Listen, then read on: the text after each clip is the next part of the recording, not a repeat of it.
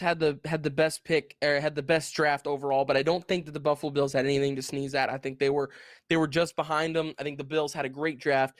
But with that being said, who wins the AFC East this upcoming year? I think it's Buffalo. I think the Patriots will probably win 9, 10, if they get lucky, maybe 11 games. But this division's getting better, and I think that the Patriots are starting to realize, we don't have Tom Brady anymore. We don't really have our quarterback situation completely nailed down. We got a young guy who's still trying to figure it out.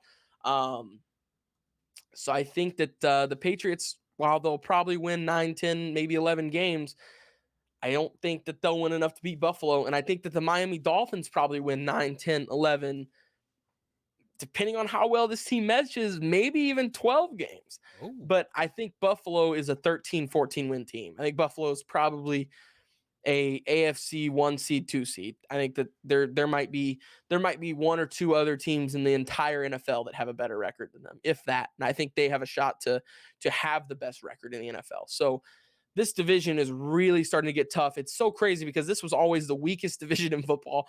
The Bills, the Jets, and the Dolphins were so trash for so long, but that's also because the Patriots just absolutely annihilated them every year, and we didn't really get to see anything other than that. So true. the only time that those three teams ever got any kind of news, or not news, but anytime they got any TV time, they were getting pummeled by the Patriots. So, it's kind of like it's always hard to watch, like the butt fumble. I've got so many childhood memories of these three AFC East teams just being terrible.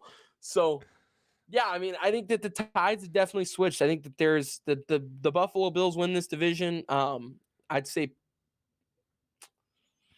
I'd say Dolphins probably second in division. It's tough though. I don't know how they're gonna mesh. And then I'd say Pats. I think three teams make the playoffs in this division though. I Oh, think the Jets are the only ones that don't, and I think the Jets are on their way to though. I think the Jets in the next 3 years, 2 years probably will make the playoffs because they've got the picks stacking up here.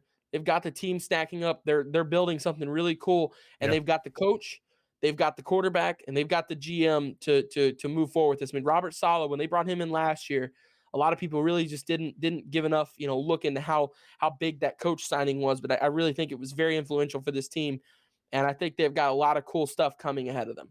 Yeah, so some of the trendy things here in the NFL is to, or like our picks in general, is to pick from worst to first. Like the teams that finished last in their division, we're going to pick them first to win this year's division just because it is sexy. And the more I think about it, Wyatt, and the more I like that green color, like the way it sparkles in the helmet, and how they did in the draft and last year's draft, they did well as well. The Jets aren't going to get first place in this division whatsoever. Like there is no chance whatsoever. Miami, I think they are going to be a 500 team at best, and honestly, it is Buffalo's Bills division to lose right now because the Patriots are going to be a 9-win 10 team, and the Buffalo Bills are going to be that 11, 12, 13 mark again. And the only way that doesn't happen is if Josh Allen decides to, get popped with steroids or something, because he is a ripped beast right now. So maybe he's juicing. Like I don't know, maybe, but like Josh Allen's leg could literally fall off, get blown off by a grenade, and he's still a top 10 quarterback in the like in the league. Like Probably. he is I don't damn think that's good. wrong. It just like I don't know why people were sleeping on this guy just because he used the N-word back For in the like 8th grade or longest whatever. time, too, Yeah. man. Yeah, it just but That yeah. was nuts. I literally, and we all talked about it before he blew up. What was it, last or 2 Augusts ago, whenever we had first started getting together on Man Hour, we were all talking about how people were not giving Josh Allen the credit that he deserved. Yeah. And even whenever they had this, even when they were a 7-9 team, his rookie year, people just overlooked it. It was like, I mean, this Bills team was a 3-4, maybe 5-win team on a good year every single year. Yeah. Some years they get a little frisky and win 6 or 7, but that was whenever they had Tyrod Taylor.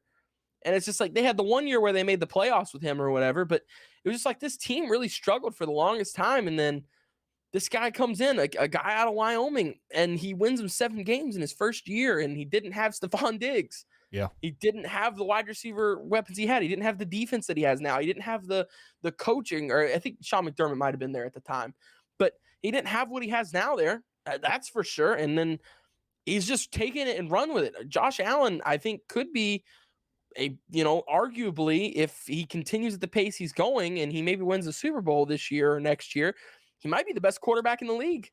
I'm not Yeah. saying he is. I'm just saying he could be on the way to that. He's at I'm least top 3 right now. I'm saying he is the best quarterback in the league right now. No. As a Kansas City Chiefs fan right now, I would take Josh Allen over Patrick Mahomes, over Tom Brady, over Aaron Rodgers. Really?